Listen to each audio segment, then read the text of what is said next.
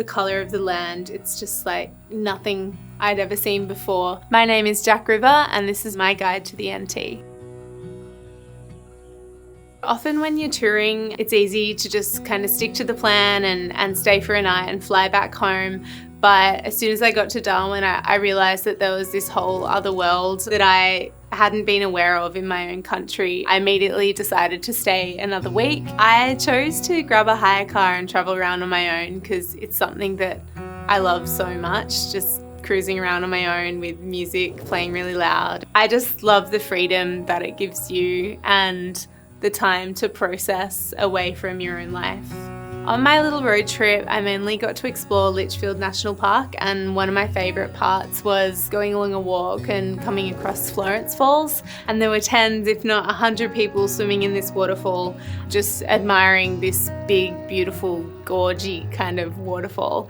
And after so long without seeing people and talking to strangers and stuff, it was just a really cool experience to swim around with strangers and laugh and yeah, have a good time. My friend Annie and I took a few snaps on that trip, having beautiful little Polaroids to stick, you know, in your diary or on your fridge. They remind me to go to places like Darwin and get out of the monotony of life and get out and go somewhere wild. I remember just seeing this tiny little turtle. It was like this big, swimming around, and Annie and I were just obsessed with it.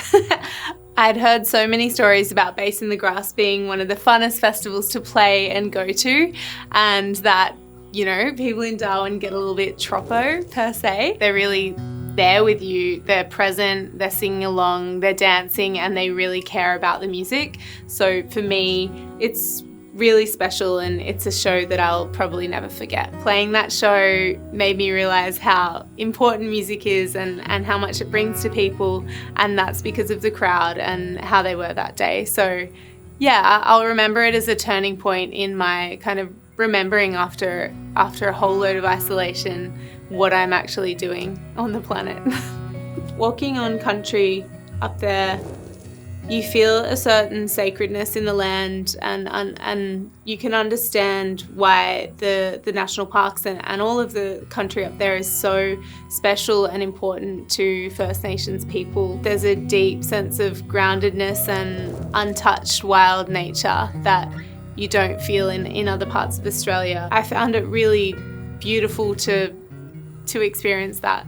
Along with the landscape and the country up there, the most special thing that us as Australians have to discover and understand is First Nations culture and the stories and cultures and families and communities that are still so deeply connected to that land. And I feel like as a young Australian, we have so much more to learn and understand and pay respect to. And the Northern Territory is an incredible place to start. My name is Jack River, and this has been my experiences and my guide to the NT.